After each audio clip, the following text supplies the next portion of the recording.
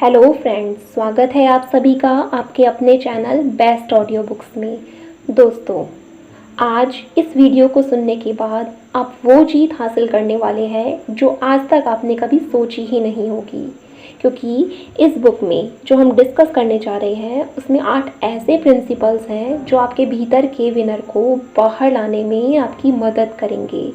और जब आप इन प्रिंसिपल्स को अपने जीवन में फॉलो करेंगे तो आप हर वो जीत हासिल कर सकते हैं जो आप चाहते हैं। दोस्तों, आज हम जिस बुक को डिस्कस करने जा रहे हैं उसका नाम है you can and you will. इसे जॉल ऑस्टीन के द्वारा लिखा गया है। इसे 2014 में पब्लिश करवाया गया था और इसमें जो 8 प्रिंसिपल्स हैं वो हमारी हेल्प करेंगे ताकि हम जीवन में जो भी चाहते हैं वो हमें मिल सके। तो हमारा इस बुक का फर्स्ट प्रिंसिपल है, अपना लक्ष्य अपने सामने रखो। दोस्तों, ये बात अध्ययन में सामने आई है कि जब आप किसी चीज़ को बार बार देखते हैं तो वो चीज़ आपके सबकॉन्शियस माइंड में बैठ जाती है, मगर कई बार ऐसा भी होता है आप अपनी पूरी काबिलियत नहीं दिखा पाते। ऐसा इसलिए नहीं कि आप काबिल नहीं हैं या उतने स्मार्ट नहीं हैं, बल्कि इसलिए क्योंकि आपने अपनी आंखों के सामने गलत चीज़ रखी है। कुछ ऐसा चुनिए जो आपके सपने से मेल खाता हो। नेगेटिव थॉट्स को कभी भी खुद पर हावी मत होने दीजिए। हो सकता है किसी दिन आप एक बहुत ही तंदुरुस्त व्यक्ति को देखें और खुद से कहें कि मैं तो ऐसा कभी बन ही नहीं सकता, या फिर आप किसी सुंदर सी कार को देखें या घर को देखें और फिर मन में सोचें कि मैं ऐसा कभी कुछ नहीं खरीद सकता। इस तरह के नेगेटिव थॉट्स आपकी सफलता पर, आपकी सक्सेस पर बहुत गहरा असर डालते हैं, क्योंकि वो आपको आगे बढ़ने से रोकते हैं, आपके नज़रिए को सीमित करते हैं। इसलिए आपको अपना नज़रिया, अपना विज़न चेंज करना पड़ेगा। चाहे परिस्थितियाँ कितनी भी अजीब लगें, खुद को विश्वास दिलाएं कि सब ठीक है, क्योंकि भगवान की शक्ति अपरंपार है। हमारे साधन, परिस्थितियाँ कोई मायने नहीं रखती जब भगवान हमारी इच्छा पूरी करना चाहे। जो हम मांगते हैं ईश्वर उससे बढ़कर ही हमें देता है। बस अगर आपका उस पर पक्का विश्वास हो तो अपने सपनों को कभी मत भूलिए, कभी भी हार मत मानिए। भगवान का आशीर्वाद सदा आपके साथ रहेगा। एक बार एक हिल्टन होटल्स के फाउंडर कॉनार्ड हिल्टन एक दिन एक लेख पढ़ रहे थे जो न्यूयॉर्क के वॉल्ड्रोफ एस्टोरिया होटल के बारे में था। वो इस बात से बेहद प्रभावित हुए कि वो होटल कितना बड़ा और शानदार था, कितना सुंदर है वो होटल। वो एक दिन उस होटल का मालिक बनने के सपने देखने लगे। अगर वो इस बात को सीधे सीधे सोचते तो ऐसा हो पाना नामुमकिन लगता, मगर उन्होंने इसको कुछ अलग तरीके से सोचा, ऊपर वाले की मर्जी से सोचा।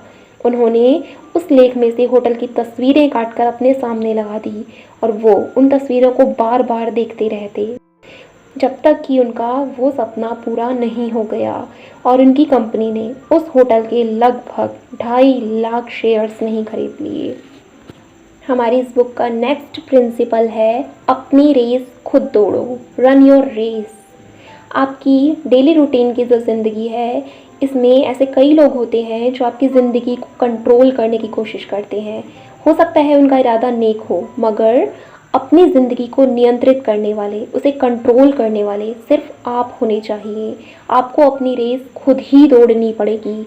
अगर आप अपनी सफलता की कहानी नहीं लिखेंगे तो कोई दूसरा लिख लेगा और फिर आपके लिए कुछ नहीं बचेगा। किसी ने एक बार कहा था कि जब आप 20 के होते हो तो आपको ये फ़िक्र रहती है कि सब आपके बारे में क्या सोचते हैं, मगर जब आप 40 के होते हो तो आप ये परवाह करना छोड़ देते हो और 60 में आपको पता चलता है कि कोई आपके बारे में तो सोच ही नहीं रहा था। तो खुद को लोगों की राय से मुक्त रखिए, तभी आप सही मायनों में पूरी तरह से आज़ाद हो सकेंगे। हमेशा अपनी ज़िंदगी का एक लक्ष्य रखिए। इस बात के लिए तैयार रहें कि हो सकता है इस लक्ष्य को पूरा करने की यात्रा में कुछ लोग आपका साथ ना दें, आपसे दूर हो जाएं, तो भी परवाह मत कीजिए। सबको खुश रखना नामुमकिन है, चाहे आप जो मर्ज़ी कर लीजिए, क्योंकि लोगों की राय हमेशा आपको उलझन में डाल देगी। आप कभी भी स्पष्ट नहीं सोच पाएंगे। तो औरों की बिन मांगी राय पर आपको ये कहना सीखना ही पड़ेगा कि आपका शुक्रिया, मगर मुझे इसकी ज़रूरत नहीं है। जिनकी बार बार खुशामद करनी पड़े, ऐसे लोगों से ज़रा बच के रहें, क्योंकि यही वो लोग होते हैं जिनके लिए चाहे कितना भी क्यों ना किया जाए, आप उन्हें कभी संतुष्ट नहीं कर सकते। हर बार वो कुछ ना कुछ कमी निकाल ही देते हैं। तो ऐसे लोगों से दूरी बना लेना ही बेहतर होगा। अगर वो आपकी ज़िंदगी से जाते हैं तो भले ही चले जाएं। और यहाँ पर ऑथर ने एक कहानी बताई है, एक बहुत पुरानी कहानी है, एक दादा और पोते की। एक बार एक दादा अपने पोते को अपने गधे पर बैठाकर कहीं ले जा रहा था। कुछ दूर जाने पर लोग उन्हें देखते हैं तो कहते हैं कि देखो, ये पोता कितना स्वार्थी है, खुद तो गधे के ऊपर बैठा है और अपने बूढ़े दादा को पैदल चलने पर मजबूर कर रहा है। लोगों की बातें सुनकर दादा परेशान हो जाता है। वो अब पोते को उतारकर खुद गधे की सवारी करने लगता है, मगर कुछ आगे जाने पर फिर से कुछ लोग उन्हें देखकर कहते हैं, अरे दादा तो बड़ा मतलबी है, जो खुद अकेले गधे की सवारी कर रहा है और बेचारे पोते को पैदल चला रहा है। लोगों की बातों से परेशान होकर दादा इस बार पोते को भी अपने साथ गधे पर बैठा लेता है, मगर इस बार भी लोग उन दोनों को भला बुरा बोलने लगते हैं कि दादा पोता कितने निर्दयी हैं, जो दोनों उस गधे पर बैठकर उस पर अपना सारा बोझ डाले हुए हैं। दोस्तों, इस कहानी का सार ये है कि आप चाहे जो भी कर लें, फिर भी सबको एक साथ खुश नहीं रख सकते हैं। कुछ लोग फिर भी आपकी आलोचना करते ही रहेंगे। इसलिए बजाय सबकी परवाह करने के अपना एक लक्ष्य खुद ही चुनिए, उस पर डटे रहिए जब तक सफलता नहीं मिल जाती। हमारी इस बुक का थर्ड प्रिंसिपल है, अपने जीवन में अच्छी चीज़ों की उम्मीद कीजिए। जब आप अपने लिए बेहतर चीज़ों की आशा करते हैं तो वो बेहतर चीज़ें खुद ब खुद आपको मिलती हैं, लेकिन जब आप बार बार निराशाजनक बातें करेंगे तो क्या होगा? जाहिर है वही निराशा आपके जीवन में आएगी, क्योंकि आप जो सोचते हैं वही आपके साथ होता है। हर सुबह ये सोच कर उठिए कि आज आपका दिन बहुत ही शानदार गुजरने वाला है। इस सोच के साथ दिन की शुरुआत करेंगे तो पाएंगे कि जो आपने सोचा था वही आपको मिल रहा है। अगर आप किसी परीक्षा के लिए जा रहे हैं तो उम्मीद कीजिए कि आप उसमें बहुत अच्छा करने वाले हैं। ऐसा सोचने से ना सिर्फ आपका हौसला बढ़ेगा, बल्कि आप में एक नए उत्साह का संचार भी होगा। कुछ लोग हमेशा ही निराशा से घिरे रहते हैं, वे अपने बारे में कभी कुछ अच्छा नहीं सोच पाते। अपने दिमाग को आप एक टीवी सेट की तरह समझिए, जिसमें बहुत से चैनल हैं। कुछ चैनल आपकी मधुर यादों से जुड़े हैं तो कुछ कड़वी यादों से। अब इस टीवी का रिमोट अपने हाथ में रखिए। जो यादें आपको खुशी, उत्साह से भर देती हैं, केवल उन्हीं यादों का चैनल अपने दिमाग में चलने दें। इन मीठी यादों को बार बार याद करें। वो वक्त याद कीजिए जब आपको लगता था कि आपके साथ सब कुछ गलत ही गलत हो रहा है। फिर उसके कुछ दिनों बाद अचानक आपकी स्थिति में सुधार होने लगता है। आप ये सोचकर हैरान हो जाते हैं कि किस तरह से ऊपर वाले ने आपके लिए कठिन स्थिति में भी रास्ता ढूंढ ही निकाला है। याद कीजिए ऐसे कई निराशा भरे पल जब आप खुद से ही ये कहते हैं, मैं कभी भी इस मुसीबत से नहीं निकल पाऊंगा। आप बस इसी दुख में रहते हैं और फिर आप उस मुश्किल हालात को ऐसे पार कर लेते हैं जैसे कि वो कोई बड़ी बात ही नहीं थी। यहाँ पर भी ऑथर ने एक स्टोरी बताई है। एक आकर्षक व्यक्तित्व वाली रचेल स्मिथ नाम की महिला उस कार्य के लिए समर्पित थी जो विकासशील देशों के बच्चों की भलाई से संबंधित था। ये साल 2007 की बात है, जब उन्होंने मिस यूनिवर्स कंपटीशन में भाग लिया था। कंपटीशन के दौरान स्टेज पर चलते वक्त उनका संतुलन बिगड़ा और वे अपने पीठ के बल गिर पड़ी। ये उनकी ज़िंदगी का एक बहुत शर्मनाक पल था। वहाँ उपस्थित लोगों की भीड़ उन पर हंसने लगी, गिरने का मजाक उड़ाने लगी। हालांकि वो तुरंत उठकर खड़ी भी हो गई। उन्होंने अपना रैंप वॉक भी पूरा किया। फिर जब वहाँ पर रखे बक्से में से उन्होंने एक पर्ची चुनी जिस पर लिखा था, अगर आपको अपना मनपसंद पल फिर से जीने को मिले तो वो क्या होगा। बिना किसी झिझक के उन्होंने जवाब दिया कि वो साउथ अफ्रीका में बिताए अपने उन पलों को फिर से जीना चाहेंगी जब उनकी कोशिश से ज़रूरतमंद बच्चों के चेहरे पर मुस्कान आई थी। उस मुस्कान को दोबारा देखने के लिए ही वो उस वक्त में वापस जाना चाहेंगी, बजाय इसके कि वो एक बार फिर से स्टेज पर बिना गिरे वॉक पूरी करें। उन्होंने उस कड़वी याद को तुरंत ही अपने दिमाग से भुला दिया था और उन पलों को याद रखा था जिससे उन्हें खुशी मिली। हमारी इस बुक का नेक्स्ट प्रिंसिपल है, हमेशा एक पॉजिटिव सोच रखें। कल्पना कीजिए आप एक गाड़ी चला रहे हैं जिसका सारा कंट्रोल आपके हाथों में है। आप चाहें तो उसे आगे ले जाएं या पीछे, मगर उसके लिए ताकत बराबर ही लगेगी, है ना? ठीक उसी तरह हमारी ज़िंदगी की गाड़ी भी चलती है और अब ये आपके हाथ में है कि आप उसे पॉजिटिव थॉट्स के साथ आगे बढ़ाएं या फिर नेगेटिव थॉट से भरकर कामयाबी की दौड़ में बहुत पीछे रह जाएं। हम में से बहुत से लोग ऐसे हैं जो अपनी हर असफलता का दोष परिस्थितियों पर डाल देते हैं, मगर ये सारे बहाने हैं सफलता हासिल ना कर पाने के। आप खुश रहेंगे या दुखी ये निर्भर करता है परिस्थितियों से निपटने की आपकी सोच पर। परिस्थितियाँ कभी भी मुख्य कारण नहीं होती, कारण बनते हैं हमारे अपने थॉट्स। जो बातें आपके कंट्रोल से बाहर हैं उन्हें कभी भी अपनी खुशियों या नाखुशी की वजह मत बनने दीजिए। ना ही इस बात को कि लोग आपके साथ कैसा व्यवहार करते हैं। जो चीज़ें आपके वश में नहीं हैं उन्हें स्वीकार करना सीख लीजिए। कुछ बातें परिस्थितियाँ कभी नहीं बदलती, तो बेहतर है उनके बारे में परेशान होना ही छोड़ दिया जाए। दोस्तों, जीतना आपके खून में शामिल है, क्योंकि ऊपर वाले ने आपको जीतने के लिए ही बनाया है, ना कि एक मामूली ज़िंदगी जीने के लिए। भविष्य में क्या होने वाला है ये तो कोई नहीं जानता, लेकिन फिर भी इस बात पर पूरा यकीन करते हैं कि ऊपर वाले ने आपके लिए कुछ बेहतर ही सोचा होगा।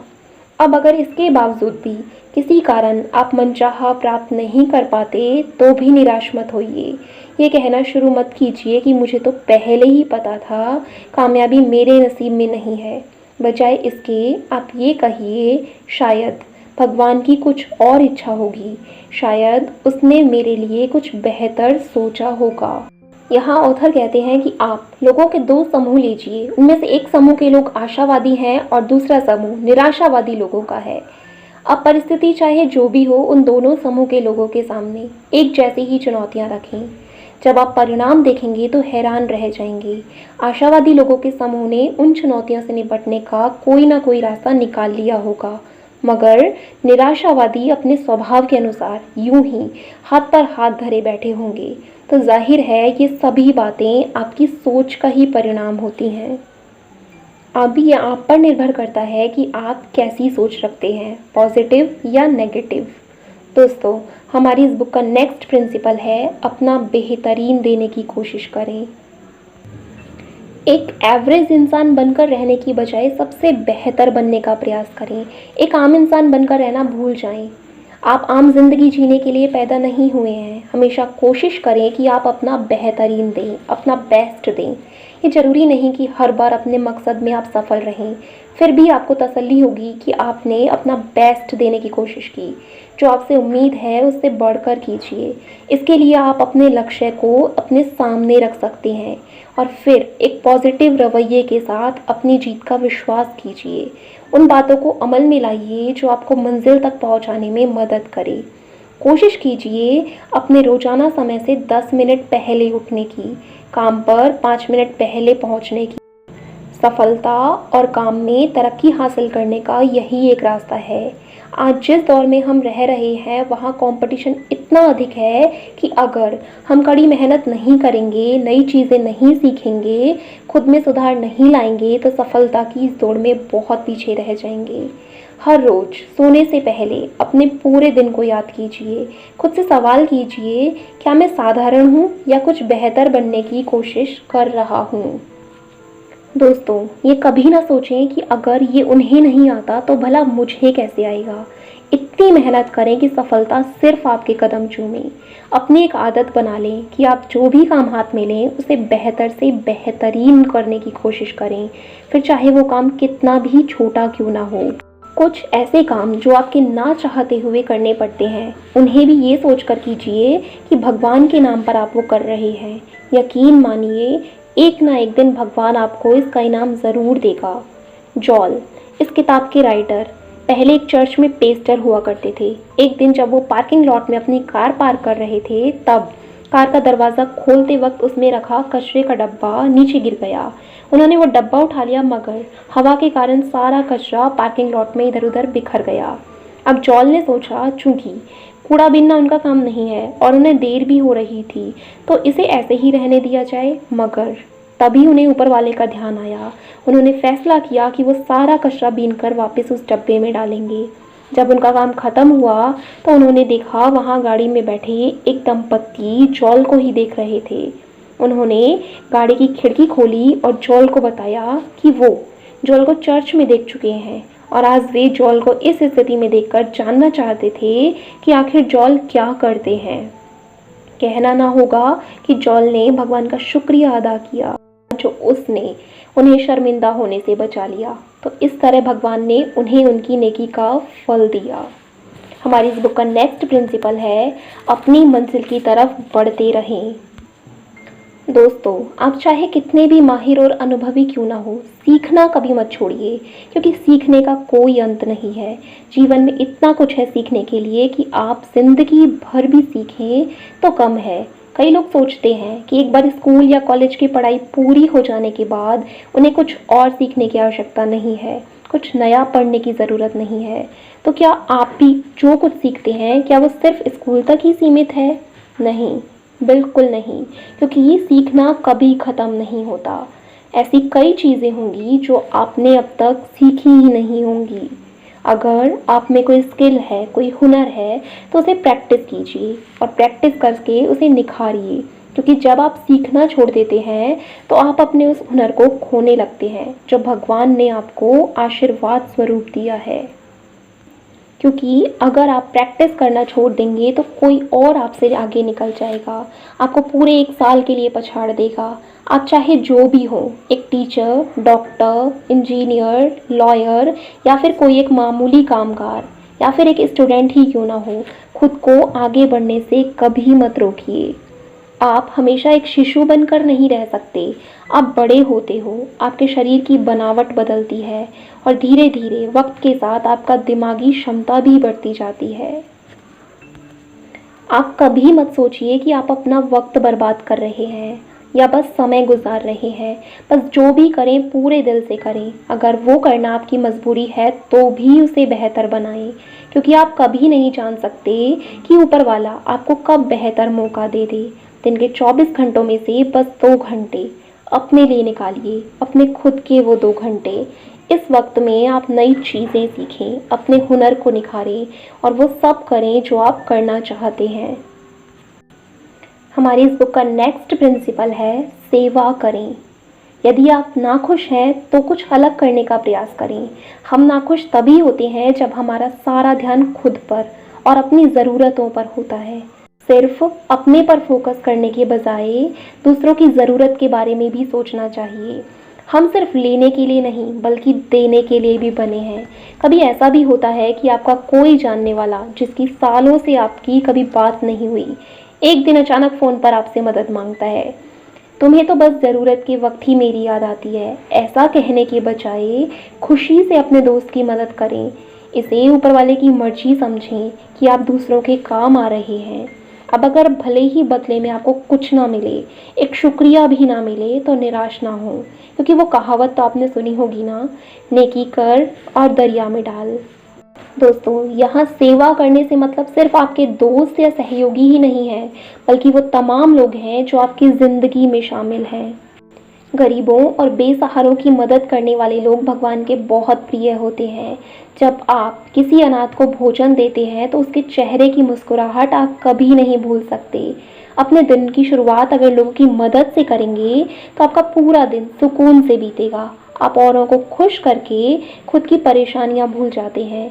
किसी की मदद करने से जो तसल्ली दिल को मिलती है उसका तो कहना ही क्या। एक बूढ़े दंपत्ति हमेशा दूसरों की मदद को तैयार रहते हैं। एक बार ऐसा ही एक नेक काम करने के बाद वे दंपत्ति साउथ अफ्रीका से लौट रहे थे। जिस जहाज़ में वे लोग सफ़र कर रहे थे उसमें प्रेसिडेंट टेडी रूजवेल्ट भी थे, जो अफ्रीका में अपने शिकार के दौरे से लौट रहे थे। जब जहाज़ बंदरगाह में रुका तो वहाँ लोगों की भीड़ प्रेसिडेंट रूजवेल्ट का स्वागत करने के लिए खड़ी थी। सब उनके लिए नारे लगा रहे थे। इन बूढ़े दंपत्ति को इस बात का बहुत बुरा लगा। वे सोचने लगे कि लोगों की भलाई करने के बाद भी कोई उनको तारीफ नहीं कर रहा, उनका स्वागत नहीं किया गया। लोग उनके नेक काम को और उन्हें भूल जाएंगे। मगर सच तो ये है कि भले ही लोगों ने उन्हें भुला दिया, मगर भगवान की अदालत में उन्हें कभी भुलाया नहीं जाएगा। उन्हें उनकी नेकी का इनाम ऊपर वाला स्वर्ग में ज़रूर देगा। हमारी इस बुक का लास्ट एंड 8th प्रिंसिपल है पैशनेट रहें। खुद से एक सवाल कीजिए, क्या मैं जीवित हूँ? इस बात का मतलब सिर्फ जिंदा रहने और खाना खाने से नहीं है। इस बात को गहरे से सोच कर देखिए। आपके क्या लक्ष्य हैं, क्या गोल्स हैं, आपने अब तक क्या हासिल किया है, जीवन के प्रति आपका क्या नज़रिया है, क्योंकि इन्हीं सब बातों से निर्धारित होता है कि सही अर्थों में ज़िंदगी के मायने क्या हैं। भगवान ने आखिर कुछ सोच कर ही हमें इस धरती पर भेजा है। हम अपने जीवन में कुछ अर्थपूर्ण करें, कुछ तरक्की की राह में आगे बढ़ें। दोस्तों, अगर आपके पास कुछ बहुत अधिक नहीं है तो भी ऊपर वाले का धन्यवाद करते हुए हर पल को जोश के साथ जिएं। आप जिंदा हैं, बिना तकलीफ की आपकी सांसें चल रही हैं। आप चल सकते हैं, देख सकते हैं, सोच सकते हैं, सुन सकते हैं। तो क्या ये सब काफ़ी नहीं है ऊपर वाले का शुक्रिया अदा करने के लिए? मान लीजिए कि आप कभी किसी सड़क दुर्घटना के शिकार हो जाते हैं। आपकी गाड़ी बुरी तरह पिचक कर कबाड़ बन गई, मगर आप बच गए। आपको बस मामूली चोट आई, तो इस बात का शुक्र मनाइए कि ऊपर वाले की मेहरबानी आप पर थी, जो आप बाल बाल बचे। गाड़ी गई तो मगर जान तो बची। भगवान की दी हुई हर चीज़ को नेमत मानिए, उसकी कद्र कीजिए। कभी दूसरों जैसा बनने की मत सोचिए, जो आप हैं उसी में बेहतरी लाइए। इस बात को मानिए कि भगवान ने आपको निराला बनाया है, अनोखा बनाया है। हो सकता है कि आप में कोई ऐसी खासियत हो जिसके लिए लोग तरसते हों, और सबसे बड़ी बात, सार्थक करिए, उपयोगी बनिए। जो मौके आपने गंवाए हैं उन्हें भूल जाइए। ज़िंदगी आपको और कई मौके देगी। आप पीछे देखकर गाड़ी नहीं चला सकते, उसी तरह बीते वक्त को याद करते रहने से भी आगे नहीं बढ़ा जा सकता। हम सभी अपने जीवन में कभी ना कभी पछतावे और नाकामयाबी के दौर से गुजरते हैं, मगर उन बीती बातों पर धूल डालकर आगे की ओर देखो। यहाँ ऑथर एक कहानी डिस्कस करते हैं। एक 40 वर्षीय महिला की ओपन हार्ट सर्जरी हुई। ये बहुत ही जटिल प्रोसेस है, फिर भी हर साल लगभग 2,30,000 से भी ज़्यादा ओपन हार्ट सर्जरी होती है। सर्जरी हो जाने के बाद उस महिला का दिल नहीं धड़का, यहाँ तक कि खास दवाइयों का भी असर नहीं हुआ। सर्जन ने हर संभव कोशिश की मगर वो दिल को दोबारा धड़काने में असफल रहा। वो इसे मरीज का भाग्य समझकर हार मानने ही वाला था कि उसने एक अंतिम बार कोशिश की। वो उस महिला के कानों में फुसफुसाया, मैं तुम्हारे लिए वो सब कुछ कर चुका हूँ जो मेरे हाथ में था। अब मैं चाहता हूँ कि तुम अपने दिल को धड़कने के लिए बोलो। और उस सर्जन के ऐसा कहते ही अचानक जैसे एक चमत्कार हुआ, महिला के दिल ने धड़कना शुरू कर दिया। ये उस महिला के विश्वास की ही शक्ति थी जिसने उसे दोबारा जीवन दिया।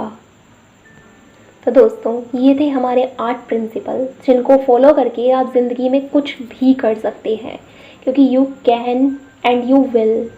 तो आज की वीडियो में बस इतना ही। कमेंट करके ज़रूर बताइएगा कि आपको ये वीडियो कैसी लगी। और हाँ, प्लीज़ चैनल को लाइक, शेयर एंड सब्सक्राइब करना मत भूलिएगा। दोस्तों, आपका एक एक लाइक, आपका एक एक सब्सक्राइब हमें इस तरह की और वीडियोस बनाने के लिए मोटिवेट करता है। सो थैंक यू आपका इतना सारा कीमती वक्त देने के लिए।